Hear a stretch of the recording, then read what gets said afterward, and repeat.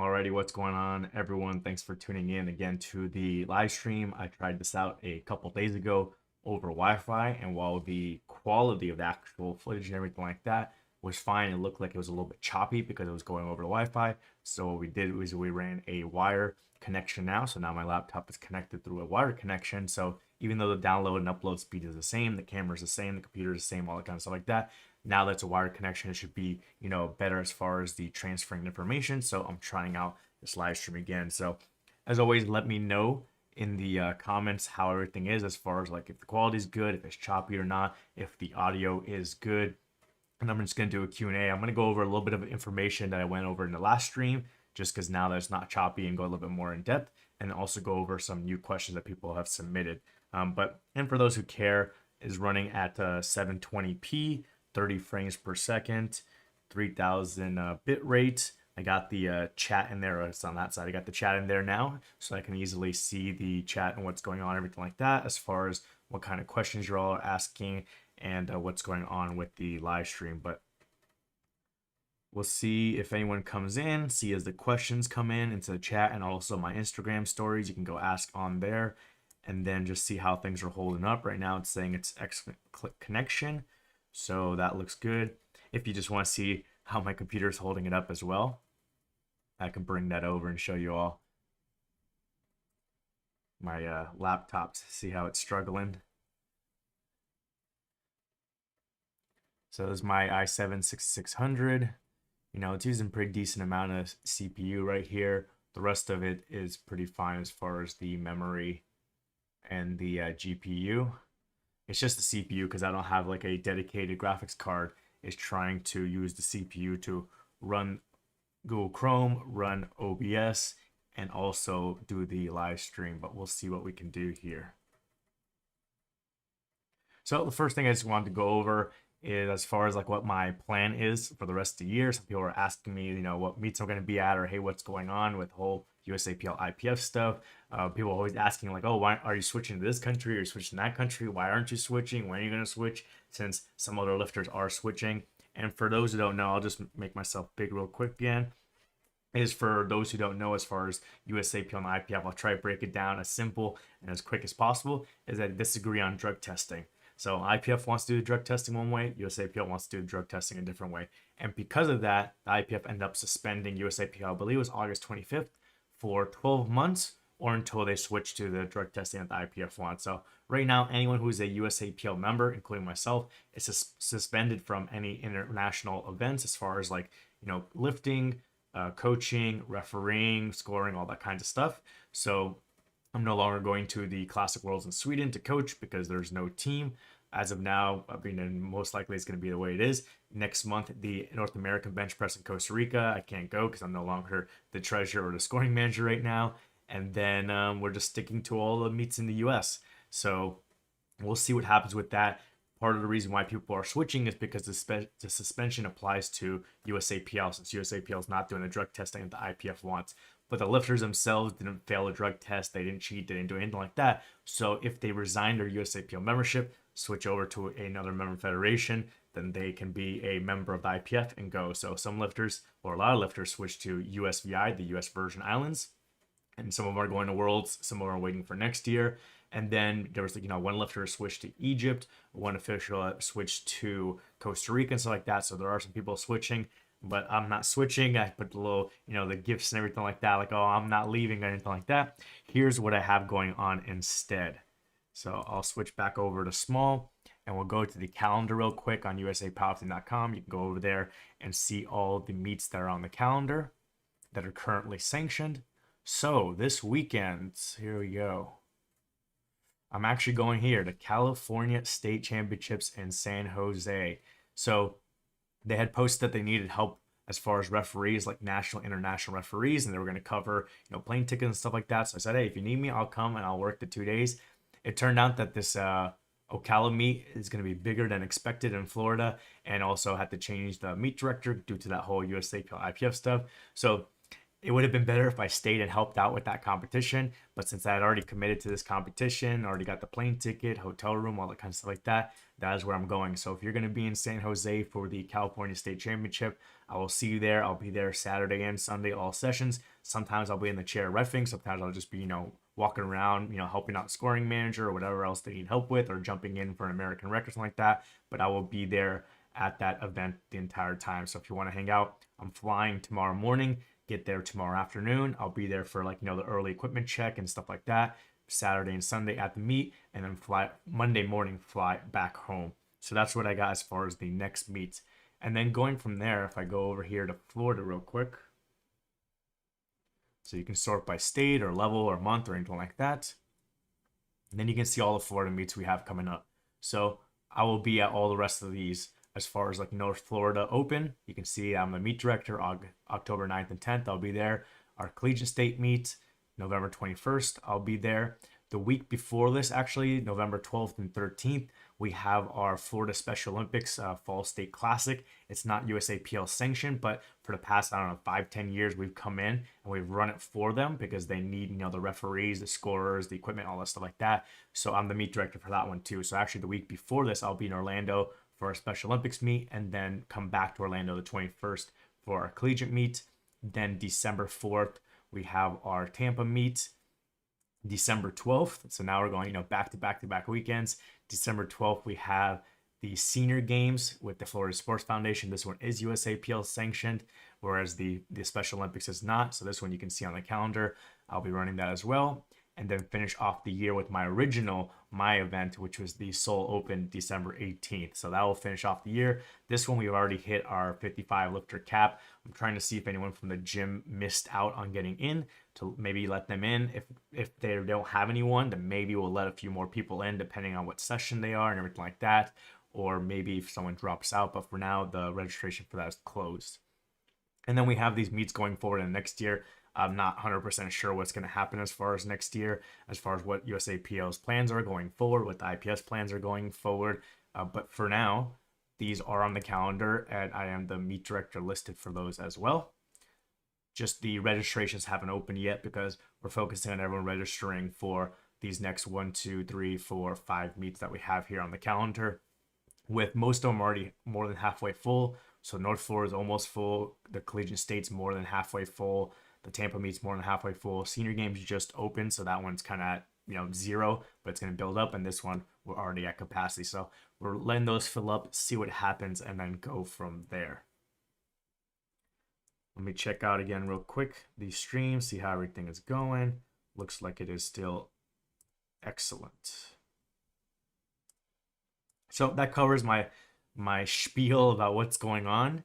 Why I'm sticking around with USAPL, and I'm committed to all these meets. All these meets are going to happen. For any of you looking to sign up for these meets, or you already signed up for these meets, I will be at all of them. They will be running just like normal USA Powerlifting meets, and the same equipment, the same venues, the same locations, the dates, everything like that. Nothing changes. So that kind of covers that. The other thing I wanted to go over, which some people were asking about and seeing the posts about and everything like that, and they're clicking the link that I have in my Instagram bio, and I also put it down, the link down in the description of this YouTube live stream, is the coaching services we have and the new coaching services.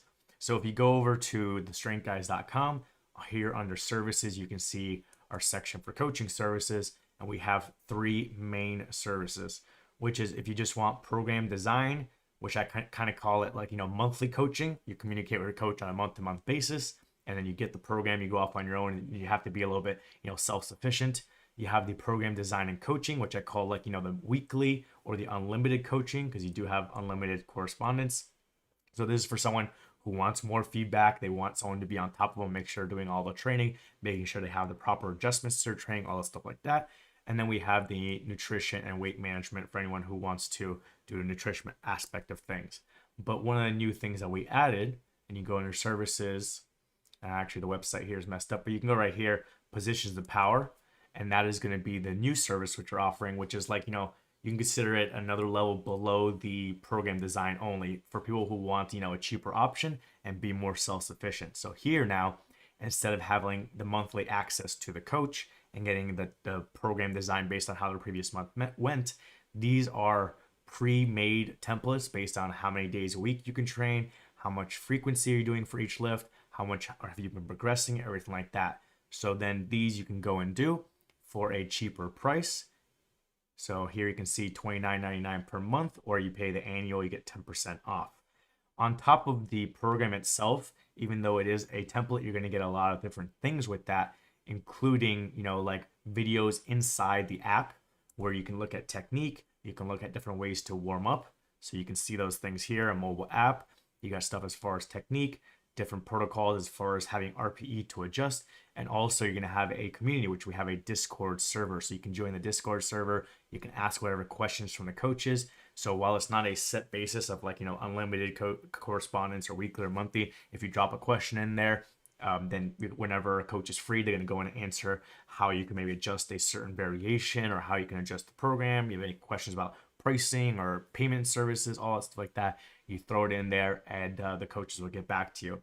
On top of that, we're looking to do additional services or features of this, including things like this live stream, which is part of why I'm training and practicing and seeing what kind of setup is good, as far as it being a good live stream that won't be chopping or anything like that. And we can pull in videos, because then I can pull up videos of lifters who are following these programming, whatever template you're on, and we can do form check videos, or we can do a group call and people can come in and talk in the chat and they can ask whatever questions they want, whether it is about the program itself and how to adjust it, or just go other questions if they want to learn how to program on their own, or about what competitions to sign up for, how to qualify for meets, what equipment to buy, all that stuff like that, so that they're getting additional features and they're getting additional value out of this $29.99 a month. So different things that are coming down the pipeline. Also, as far as the programs, over time, we're going to be adding more and more. So this is going to get you over a year of programming if you started from the beginner level and worked your way up. If you're already at intermediate, you might have half a year. And if you start at the expert, then maybe you have a quarter of a year. But the plan is to add more over time so that you can have more options as far as not only just training days, training frequency and volume, but also you can continue to train and not be okay, well, I went through everything in 1 year. Now the app is kind of useless. So there'll be things constantly added over this, every month or every 4 months, whatever it is. There'll be new programs added so that you can then continue to progress and continue to use all the features of this app.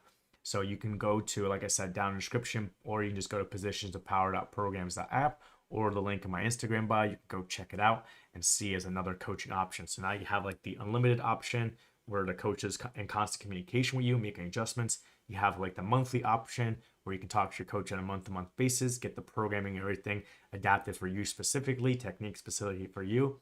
And then you have this app, which is going to be the cheapest one, but you have the pre-made programs that you can do, and then you have the Discord server and some of these live streams where you can learn how to make adjustments for yourself, get feedback on your technique, figure out what meets to sign up for, all those kinds of things. And there'll be other things that we might be looking into adding here as far as documents that go over technique. So you can purchase this additional document and get a whole booklet on technique, or you can purchase this additional document, get a whole booklet on nutrition and supplements and that kind of stuff. So lots of things coming, but if you're wondering about that, that's some more information about what it is, how to get access to it, and we'll probably provide more information going forward as far as Instagram posts and everything like that, so people are aware of what's going on. So that kind of covers a couple of my spiels as far as my stuff. Let's see what kind of questions we have over here. Let me pull up the grams and see what's going on.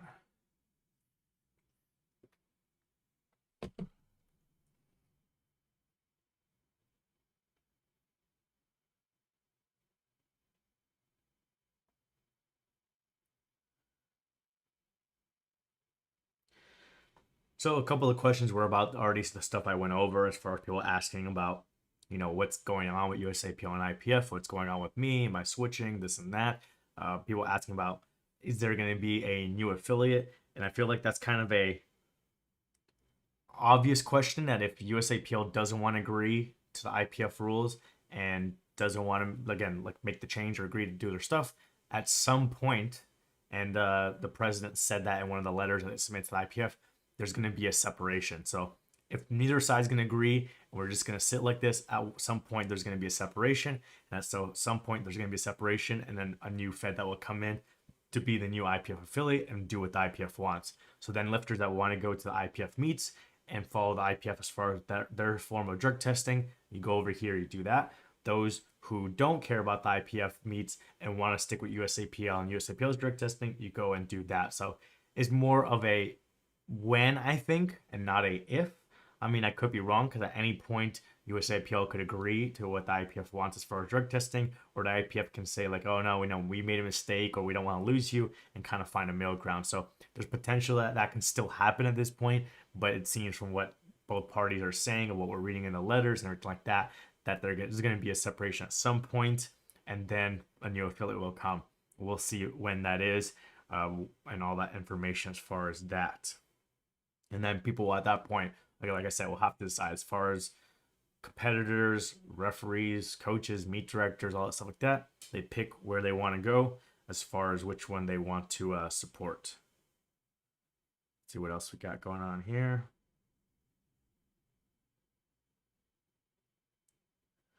So another one was just about how stressed I am or how high my blood pressure is as far as, all the stuff going on with the IPF, and then now running all the Florida meets, as you see on the meet director for all of them, the stuff I'm doing with coaching my own clients, and then testing out these live streams and the Canalist podcast, all this stuff like that. And the thing is, relatively, it may not be high, but it might just be high because, I'm fat and overweight and out of shape. And, I got a rack in my room, but I barely even use it. So I don't actually exercise as much as I should. But on a relative basis, it's a lot of work, but I also have a lot of time. So, a lot of people will fit the amount of work, or they'll slack off and be lazy based on how much time they have. So if they have a project that maybe is like, let's say 3 hours of work, but they have a whole week to do it, they'll be lazy. They'll go do other stuff and, keep pushing it off until the final day. And then they're like, oh crap, I got to do this and knock it out real quick and be very efficient and get it done. And on the flip side, you have something like something's given to you, like, hey, I need this done in the next hour. Boom, you shut everything off and you kind of get it done. So a lot of times humans will naturally move to the amount of work that is needed to get that job done, and then how long you have to get it done. So for me, I mean, I don't mind taking on more things because it just means that I'm constantly focused on those things. I'm efficient with my time. I'm not wasting my time as much, watching sports these days or watching movies or TV shows, anything like that. Not as on Netflix. When I do have some free time, I do go and watch some stuff, but I don't spend as much time as on that. I'm spending, my time on my coaching clients first, and then from there doing these additional things, whether it's the podcast, whether it's the YouTube videos, whether it's like, answering emails for USAPL Florida stuff with all the questions now about what's going on. And then additional time is like studying for all that.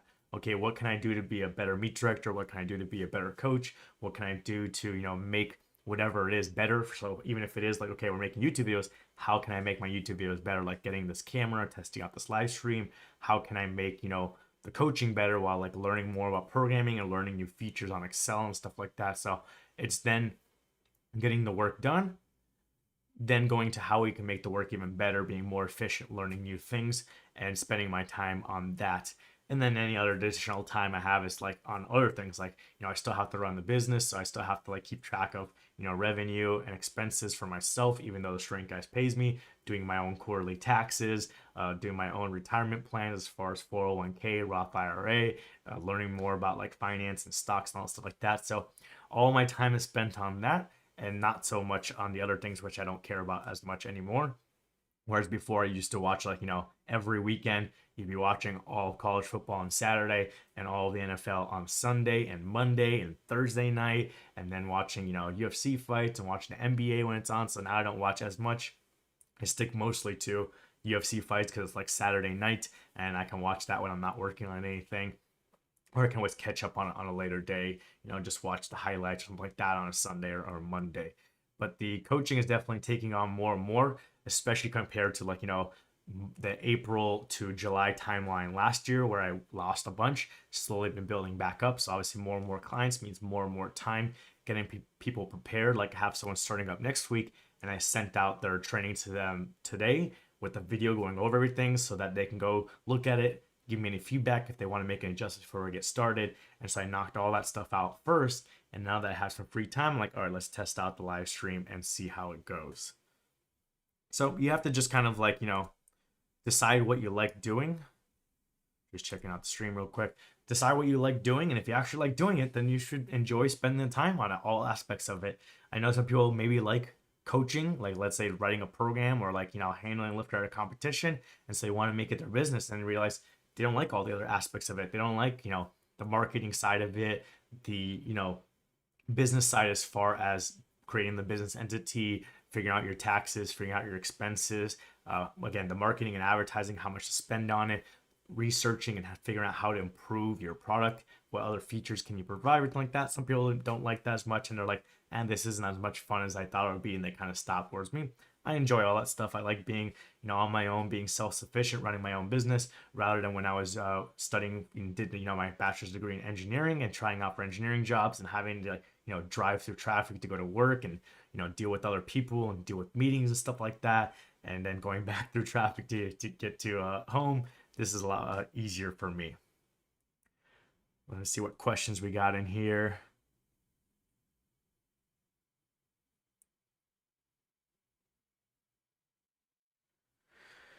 So CJ here is asking about a WL analysis. I'm guessing it means weightlifting analysis. I'm not sure what app that is, but it does, I guess, some kind of video analysis as far as velocity, force, and those kind of things.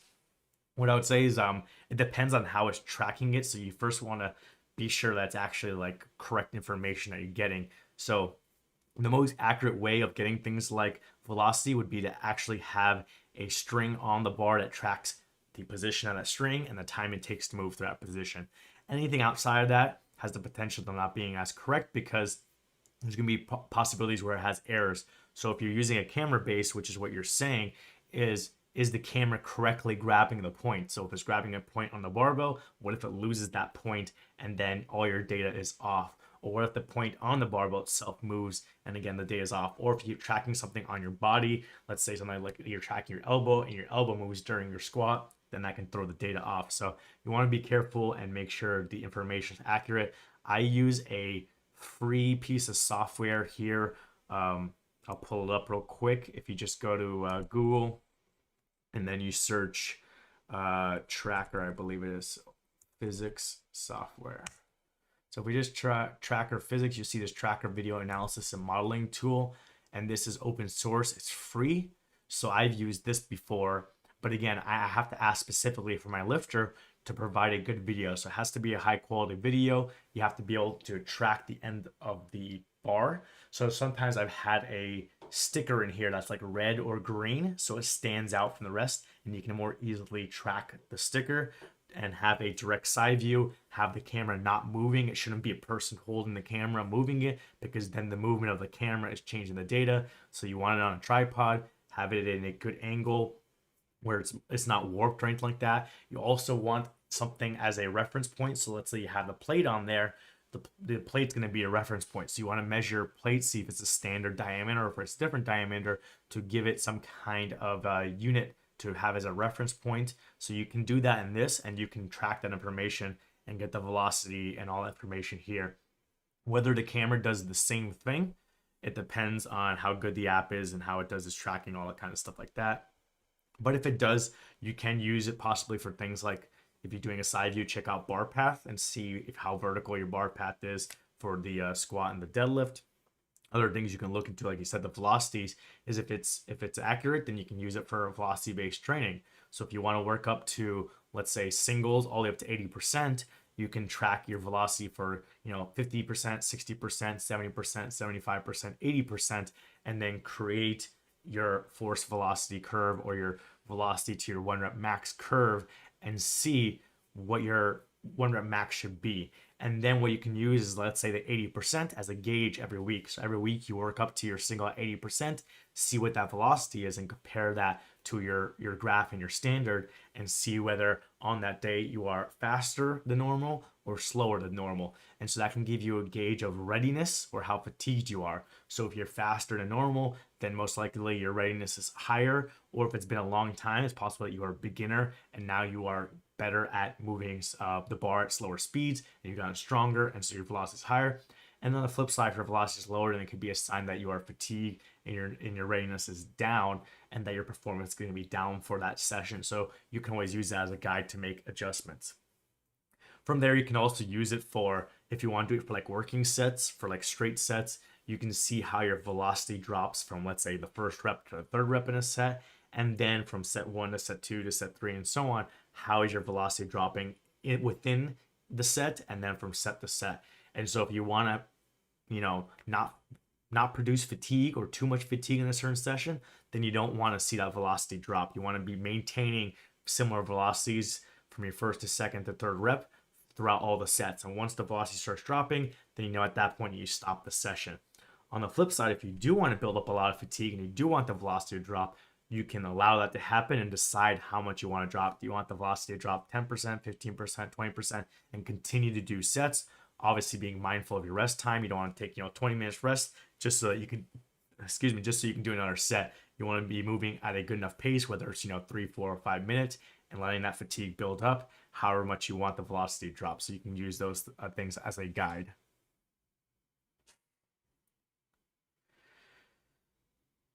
Thanks for the question, Jeffrey. Jeffrey's asking, how much do you stress over perfectly vertical squat bar path? I notice that people often have the bar more over their heels while knees are locked, but end up closer to midfoot in the hole.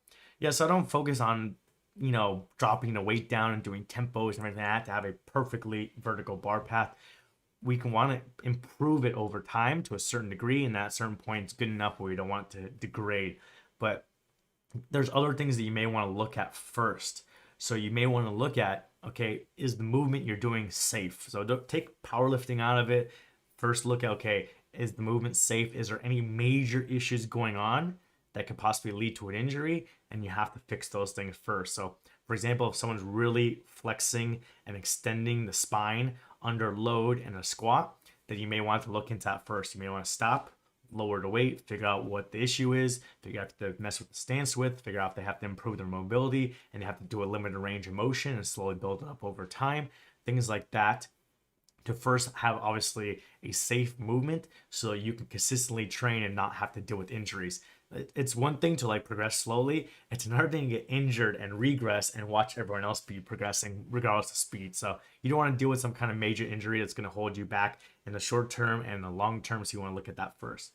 From there, then you can look at other things as far as efficiency, and one of them being the bar path. So if the bar is going really far forward over the toes, or the entire time it's in front of the toes, then you want to look into that and see what kind of adjustments you have to make to, again, the stance width, or some kind of technique of driving the knees out, looking into high bar versus low bar, looking into ankle mobility. A lot of times the ankle mobility is the issue, that people don't have enough ankle mobility, and so their knees can't track forward enough, and so then they start tipping over at the waist and stuff like that to kind of compensate for it. So you want to look into those things to make yourself more efficient. But you can use whatever guide you want. Let's say you're a student in school and you think, okay, 80% is good enough for you. If you get 80% on the test, 85, 90% or whatever like that, you consider it like, hey, you did a good job and it's a success. So you could think the same thing for your squat. So you're gonna look at your squat technique and be like, am I good enough? Am I 80% and above as far as keeping the feet flat on the ground, keeping the knees in line with the toes, keeping your spine in neutral position, things like that. Is the bar path fairly vertical? And if you're hitting those things, then you're doing good enough. You can continue to train like normal, do a good program, and focus on if you can improve those things, like you improve your ankle mobility, or you figure out what kind of stance width works best for you, figure out heels or flat shoes, and slowly work on those things while you're doing your programming to improve those things. And if they improve, great. If they don't improve, you're still hitting your threshold as far as 80% plus. If you're below that on a certain day or certain weeks, or from the very beginning, and let's say your heels are coming up in the bottom of the squat, your knees are collapsing in, again, maybe your spine is flexing and extending, or the bar's rolling up your back and stuff like that, then you want to look into what the issue is. Maybe you reduce the weight, go down to lower RPE work, fix those things, and then come back and increase it, and again, stay above that threshold. So some of it is just dependent on the person, what they consider to be good enough, but we don't want to be perfect. We want to be progressing, we want to be improving, but we don't want to necessarily be like, okay, we're not going to load any weight unless everything is perfect. Because for some people, it's never going to be perfect. Not everyone is built for a squat to powerlifting depth. It's an arbitrary, bar width, an arbitrary, depth call that needs to be made. And some people can hit that perfectly. Some people have more trouble. It depends on what kind of past injuries you have. With age, some joints are gonna be less mobile, things like that. So you have to figure out what works for you, what's good enough for you, and hold yourself to that standard.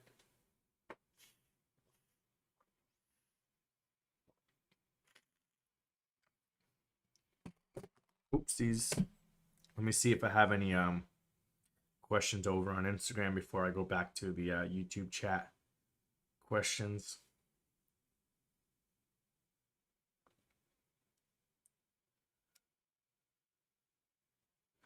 And then let me check out the stream real quick, see if everything is still going over well. Looks like we still have excellent conditions, which is good. So we'll go back to the YouTube chat. We got another question there from Masperado saying, what do you think about RTS principles like emerging strategies? I believe I actually have a YouTube video on my channel about that. So I'm going to check that real quick. And so you can always go look at that as far as a deeper dive. But in general, it has its pros and cons just like any other strategy. And I've used it before, or like, as my variation with one client, because the client kind of was already using that style. So they wanted to stick with that style. So I went over like what I knew about emerging strategies and what they went over what they knew about emerging strategies and what they were doing. And so we did our version of it. Let me pull this up real quick. So if you go to my YouTube channel, okay, and you search emerging strategies, you have this video here, 21 minutes, if you want to really go in depth into my thoughts on it and my experiences with it. But for me, like I said, with the one lifter, we did it based on that was what he came in with. A lot of times when I have someone come join me for coaching, I ask what kind of programming they were doing before to kind of like build on that and, maybe tweak a little bit. We're talking about, evolution, not revolution. We don't want to completely just switch everything the person's doing and say, everything you've ever been doing is wrong. This is the way to do it. Let's just change everything. We want to take what they were doing before and maybe make small adjustments and improvements and build from there. So I took what they were currently doing and I made small adjustments. We stuck with emerging strategies and it worked for them. Like I said, there's pros and cons. Some of the cons can just be like monotony. People get tired of doing the same exact exercises, the same exact sets and reps, and just, the same exact RPE range for, 4, 5, 6, 7, 8 weeks in a row. Whereas if you purposely change the programming week to week or every 3 weeks or something like that, while, maybe you're not changing it for a specific reason as far as adaptation, you are changing it to like, keep the lifter interested in the training. So there's, different pros and cons like that. There is some simplicity to it that you're taking as many variables out of the process as possible, because you may be manipulating the training from week to week thinking, okay, I'm manipulating because of this, because, volume is going up. So we're going to deload this week to allow the person to recover and then bring the volume back up. But you don't know about all the other variables going on in the person's life, because none of us are professionals that only focus on training and have all these doctors and nutritionists and sports scientists and everything like that working on us all the time to maximize recovery, minimize stress, and like that. Sometimes things happen in life, whether it's work stress, family stress, pandemic, things like that. So it's hard to predict all these things and say, okay, we're going to increase volume on this particular week, but what if this week was terribly, terribly bad at work or something like that? And then you come home and you're arguing with your family and stuff like that. And then now you have to go do a really hard session, 4 sets of 8 or, 5 sets of 5 or something like that at a higher RPE, and it goes bad. So it's hard to predict those things. So those are some of like the cons to trying to manipulate the training in advance for what you think is going to happen, versus with emerging strategies, you can just keep the training the same across, let's say, 6 weeks. So across those 6 weeks, when life is bad, you're going to do maybe less. And when life is good, you're going to maybe do more. And then you can maybe adjust, okay, the RPE based on when things are going good, things are going bad, and be able to slowly over time get better and better at those protocols, be able to hit heavier weights, adapt that kind of training, and then you pivot and you kind of repeat the process. So pros and cons to that, go check out my video if you want. 21 minutes breaking down everything that I think about that.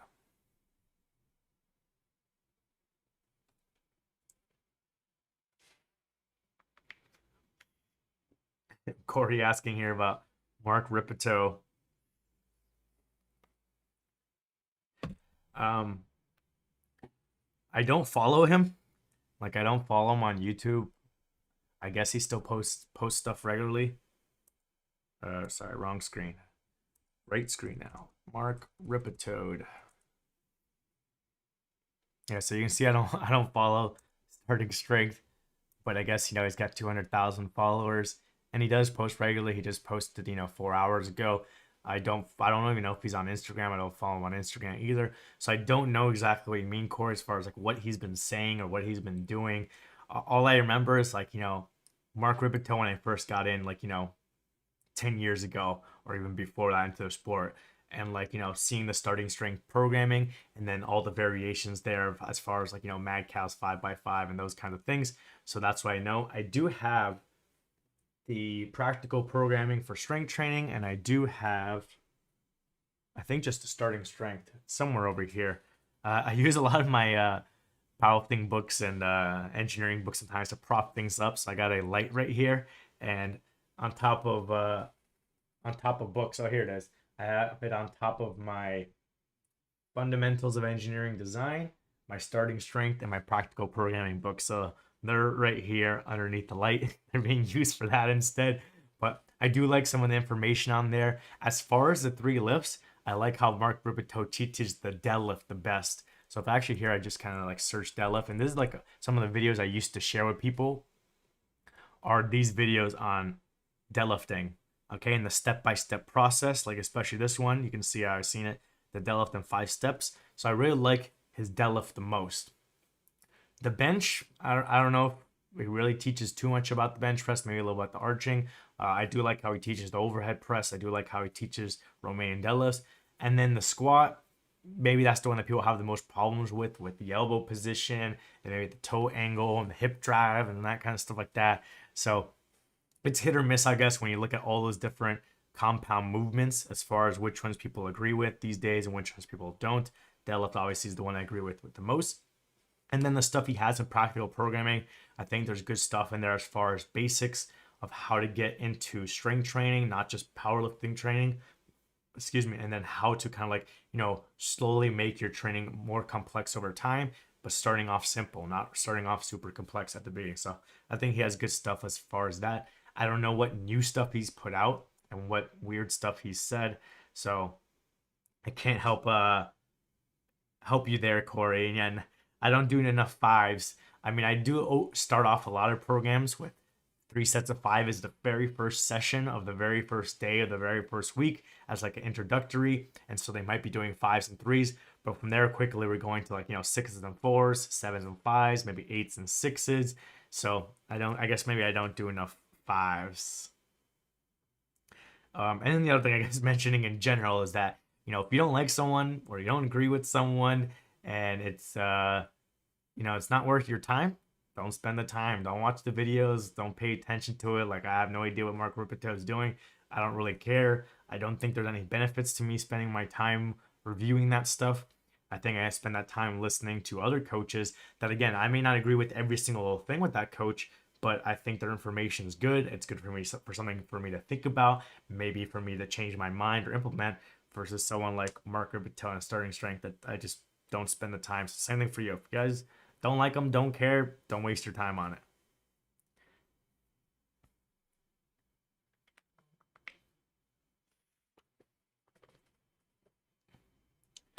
So Joe Herrera here is asking, does the Positions of Power coaching app program change over time as I progress, or change the variations of accessories based on performance, or are the programs static? So as far as the programming, so I went over this at the beginning of the live stream. You can always go back and look at it more. Is the programming are set. So you can consider them like a template. But the thing is that you're going to progress from one template to the other over time. So if you kind of go over to programs, you'll see there's these beginner ones, and there's ones for off season and depending on your training frequency and sessions per week.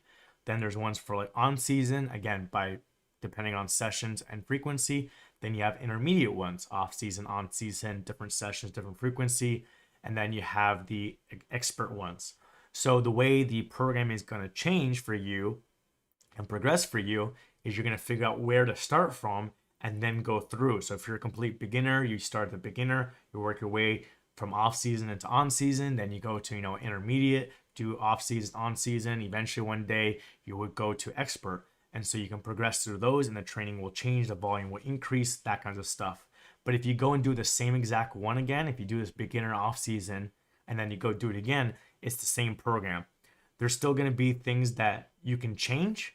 So for example, there'll be percentage based and RPE based, so you can use RPE as a guide, and just running a program again with new maxes. So for some people, if they ran the beginner off season 2 times, but let's say their squat max went up from, let's say 225 to 255, when they put the 255 max in, then all the training numbers are going to go up, and they will most likely be able to progress again. Maybe it'll be a little bit slower. Maybe they hit 275. Then maybe they run it a third time, and maybe they hit 285. And then from there, they can go to the next one and do that one and have more volume now with the higher maxes and repeat it. So you can repeat some programs. You can adjust the accessory work. So if it says, okay, do some kind of tricep movement, you can switch your tricep movement and do adjustments like that. But the program is static in that way, that it is a set number of, sets and reps and frequency and volume and all that kind of stuff like that, which is why you have to put in new maxes, change accessory work, or move on to one of the other programs. And like I said at the beginning, there'll be new programs added in over time. So going from beginner all the way through will take over a year to do. But if you have to start somewhere in the middle, it might be less than a year. But that's why we're going to add in new programs to give people more programs to do, depending on different variables, depending on their level, and they'll be able to continue to use the app.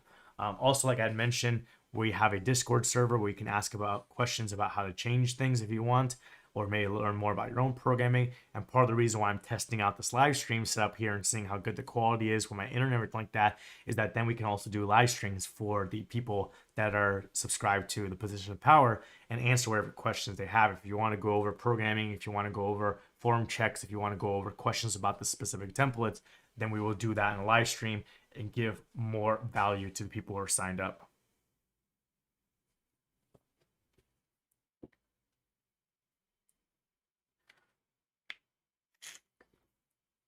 Let me check out. I'm losing my voice here from this live stream. Let me check out Instagram real quick, see if we got any questions on there. If not, then we'll hop back over to YouTube chat. I guess YouTube chat is on this side.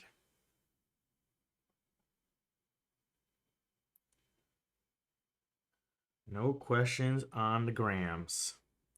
No problem, Joe. Hopefully that helped you out. If you have more questions, you can always message us.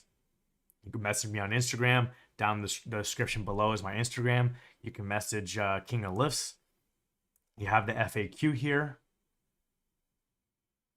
And then you can always contact us about specific questions or how to payment plans and stuff like that if you have any questions.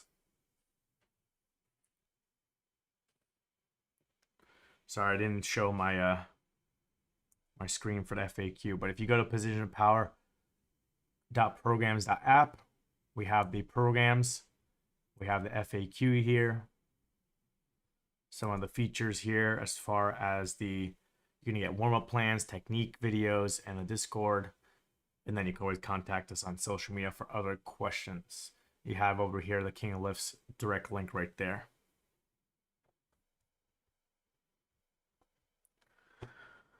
All right.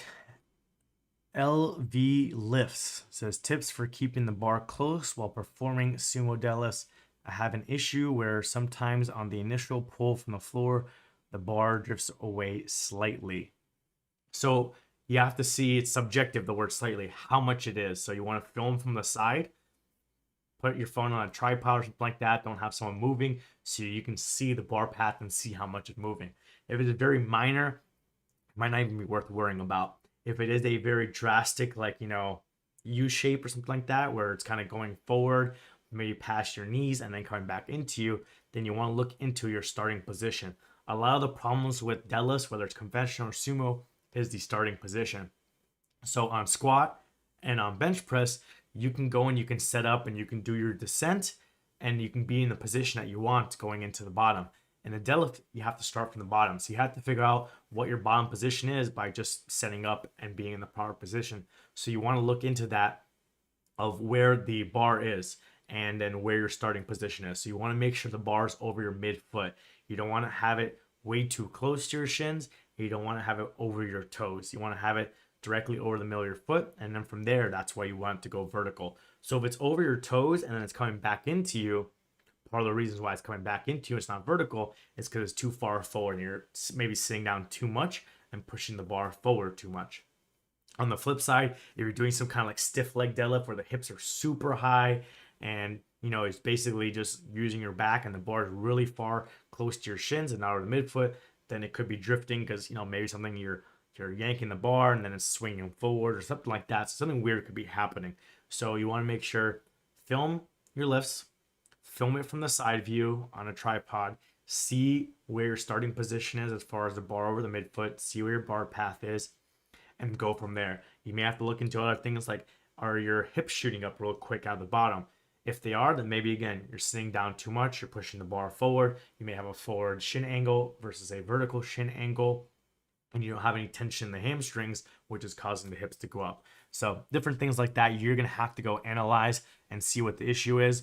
But the most common issue is people have a improper starting position, which includes pulling the slack out of the bar and being tight when you pull rather than just yanking the bar and having the weight throw you out of position. And then the other thing is with that starting position, one of the major things is people sit down too much and try and squat the weight up. So if again, you go to my YouTube channel, if you just maybe search Coach Aaron K, or obviously if you're here, but anytime you want to find it, you'll see me there. And you can go to videos if you want, but if you go over to playlist, then I have all these playlists here for you. And if you go over to the deadlift tips playlist right here, you can see I have all these videos that can help you out. So if you come down here, you can see this video if you want to see very detailed breakdown right here, 25 minutes of going over the starting position and going over that issue of people sitting down too much, having the shins push forward and pushing the bar forward. You can watch that one. If you want to see things more about like tightness and getting a tight starting position, not yanking the bar, you can look into a shorter one. So this one's 12 minutes long on getting the lats tight and setting your shoulders in the proper position. And this one specifically is on pulling the slack out of the bar. So I do more of a front view so you can actually see the bar bend. And also I put some audio in there so you can hear what it sounds like when you pull the slack out of the bar, how it comes up more quietly versus when you don't have the slack pulled out and you yank it, you can hear that bar click. So these are a couple good videos as well to watch if you want to watch specifically as far as getting the shoulders in the proper position, lats tight, slack pull out of the bar, and pulling with one unit, what I call is you and the bar. Versus if you want to just see a super long detailed breakdown going over everything as far as stance width and shin angle and shoulder position and arm position, everything like that, then you can watch that and get a lot more information with different videos showing you the proper position as far as good position, bad position, what it sounds like, all that kind of stuff like that. So something for you to check out if you want. So I have lots of videos here on the channel going over squat, bench press, and deadlift technique, programming, all that kind of stuff like that. So hopefully that helps you out.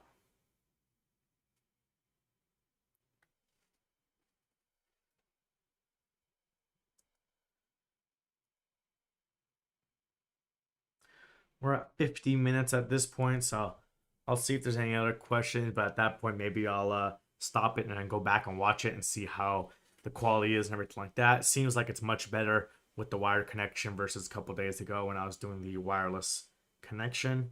So that means I can do this going forward more and obviously plan and prepare, like, announce several days in advance. We're doing a live stream, submit your questions, maybe do a form check video, submit your videos. I'll be able to pull up the videos here. We can go over all that kind of stuff like that now that we see that it's working. So I guess I'll end it on this one since there's only one more question here on Instagram. There's nothing on the YouTube chat. My buddy Rory Lynch asking, would you rather fight 100 horse-sized ducks or 100 duck-sized horses? And I think I would rather fight 100 duck-sized horses. The reason being that, man, ducks can be mean. Especially if you get in their territory, if you get next to their kid, they'll hunt you down, they'll snap at you, they'll attack you, they can fly. And so that's what you want to watch out for is one horse-sized duck, that's going to be one big duck. They're going to come after you. That's going to be a big old mouth that's going to hit you. Versus 100 duck-sized horses. Horses tend to be much nicer. They're a little bit calmer. They want you to come pet them, give them carrots and stuff like that, or hang out with you. And the most dangerous thing about a horse is that if you're, behind them, piss them off, they can kick you. But if it's the size of a duck, it's going to be pretty low. It's not going to hurt as bad. It'll kick you in your shin. It won't be that bad. So I would fight 100 duck-sized horses because they'll all be super low. They'll all want to hang out with me. I'll give them some vegetables. We'll be chill. I would not want to fight one horse-sized duck because it will probably bite me and beat me up. But I guess that'll cover it up for the live stream today. Like I said, check out the other videos on the channel. Check out the playlist if you want to go specifically for squat, bench, or deadlift. You can check out the links I have down in the description of this YouTube live stream right now below if you want to check out our coaching services through the Strength Guys with the different options that we have for the coaching, and then also the Position Power link. My Instagram is down there below if you have any questions that you want to ask about the app or ask about our coaching services or ask about future live streams, you can do that. But other than that, hope you guys are having a good day. You're going to have a good weekend. If you are watching this live or you're going to be watching this later, if you're going to be at that California State Championship in San Jose, I'm flying out tomorrow. I will see you there this weekend. See ya.